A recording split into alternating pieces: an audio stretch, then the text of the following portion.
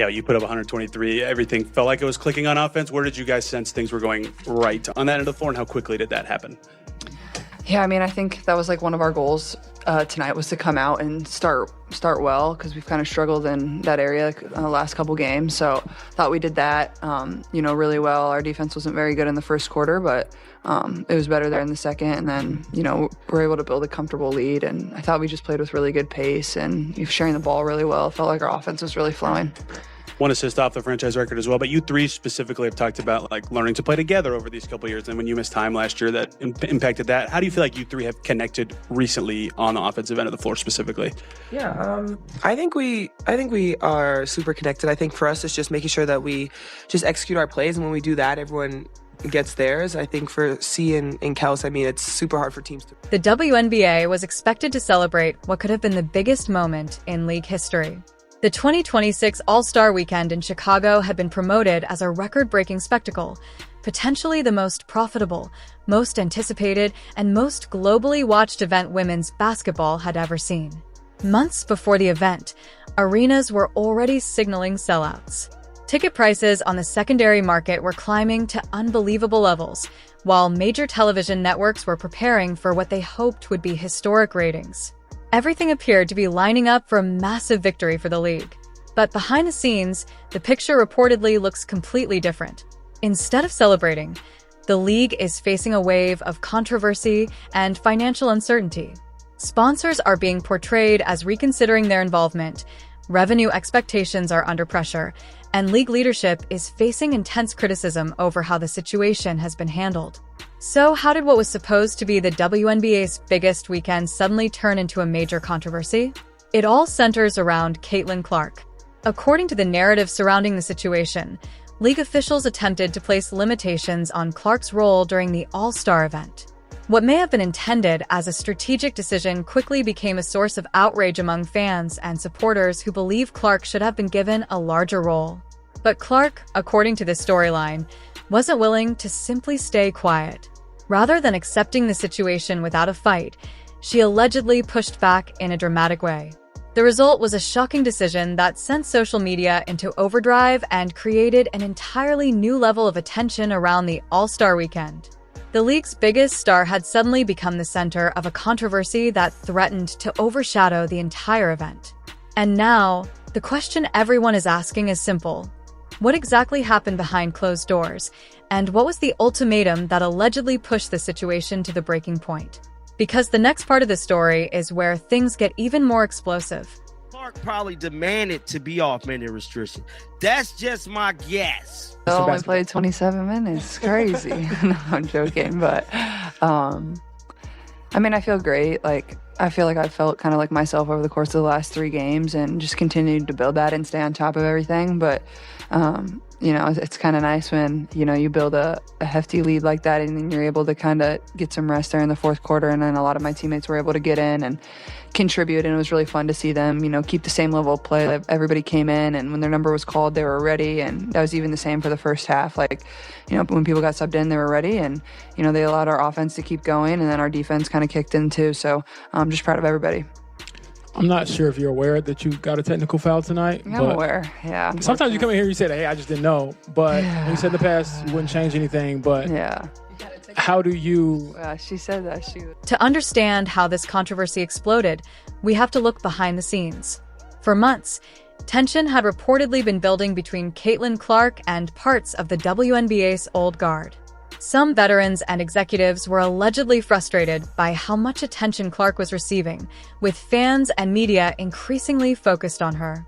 Instead of fully embracing the attention and revenue she brought to the league, officials were accused of trying to limit her role during All-Star Weekend. Just 48 hours before the game, league officials reportedly met with the Indiana Fever and pushed for a strict minutes restriction on Clark. The decision was publicly framed as load management and player protection, but critics saw it very differently. According to the storyline, the league wanted Clark's popularity to sell tickets and attract viewers while keeping her impact on the court limited. But they badly underestimated the player they were dealing with. Caitlin Clark wasn't willing to simply accept the decision, and what happened next reportedly changed the entire All-Star Weekend narrative. Time We'll place the call to Caitlin Clark to get whatever it is you need. Take a look at this. Shout out to Correlation. Correlation said, bruh, Caitlin is in Iowa and Studbug was just asking where she is. Caitlin Clark pulled a no-show. Caitlin Clark's out in Iowa, having a good old time, not dealing with this nonsense, going to see, hair people and all of this stuff. She ain't got time to be dealing with these people no more. And I don't blame her. If I was Caitlin Clark, I wouldn't want to deal with these idiots any longer either. It's just been too much. Too much has been done. Too much has been done. Caitlin Clark pulled a absolute no-show. Here she is in Iowa. Okay. She said, I'm not going. I'll catch y'all. I'll catch y'all when I catch y'all. I might just show up. I might not show up to All-Star Weekend until 10 minutes before the game. I might not show up till 10 minutes before the game because y'all don't deserve the GOAT's presence with the way you guys have been acting. According to reports from sources familiar with the situation, Caitlin Clark didn't back down. She walked away. She reportedly cut off team communication, refused to travel to Chicago, skipped media day and other all-star events, and ultimately withdrew from the roster. Her message was simple: remove the restriction or move forward without her. At first, league officials allegedly believed she would eventually give in under the pressure. But as the event approached and Clark remained absent, it became clear she wasn't bluffing. What began as a dispute over playing time had suddenly turned into a major confrontation between the WNBA and its biggest star, with serious consequences for the league's highly anticipated All-Star Weekend. A little bit, so I think just continue to be myself and then just try to refocus to, focusing on my teammates and how I can help them. Do you think it's inevitable or no? I don't know. I can't predict the future. You got to ask the Magic 8 Ball. Caitlin, for you mentioned kind of feeling back to yourself. How much these past 3 games has it been kind of almost like a mental boost for you?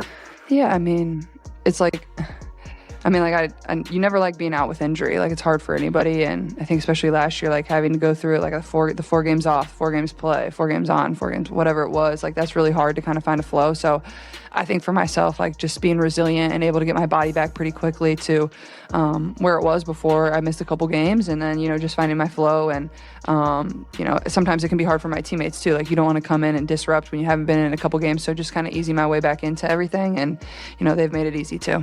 Kelsey, I'm curious, from your perspective, what have you seen from Caitlin here over these past few games as she's gotten healthier?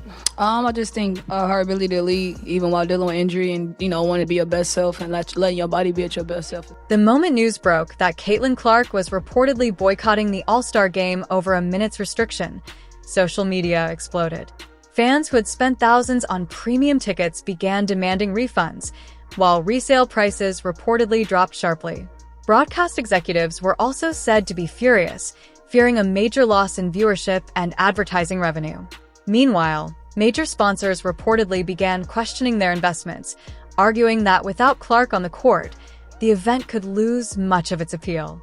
In just hours, what was supposed to be a huge celebration for the WNBA had turned into a serious financial and public relations crisis. While league officials scrambled to contain the fallout, the impact quickly reached the locker room. Veteran players who were allegedly in favor of limiting Caitlin Clark suddenly faced an uncomfortable reality. Without her, much of the attention surrounding the All-Star game disappeared. They may have wanted more spotlight for themselves, but the backlash from fans and media showed just how much interest Clark brought to the event. The controversy had exposed a bigger question. Without Caitlin Clark, could the All-Star game deliver the same level of excitement and attention? Without Caitlin Clark on the court, the media attention reportedly faded fast. Coverage slowed, social media momentum dropped, and fans began questioning how much the event depended on her star power.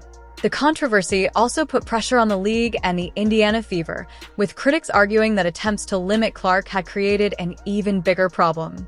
Now, the biggest question is whether the WNBA can recover from the backlash. The situation has made one thing clear: Caitlin Clark's popularity has become a major driver of attention, ratings, and commercial interest around the league. This controversy has turned Caitlin Clark's reported boycott into one of the biggest debates in women's basketball. But what do you think? Was Clark right to stand her ground and skip the All-Star weekend? Or should she have shown up and played despite the disagreement? Share your honest opinion in the comments below. And don't forget to like the video, subscribe to the channel, and turn on notifications for more major WNBA updates and breaking stories.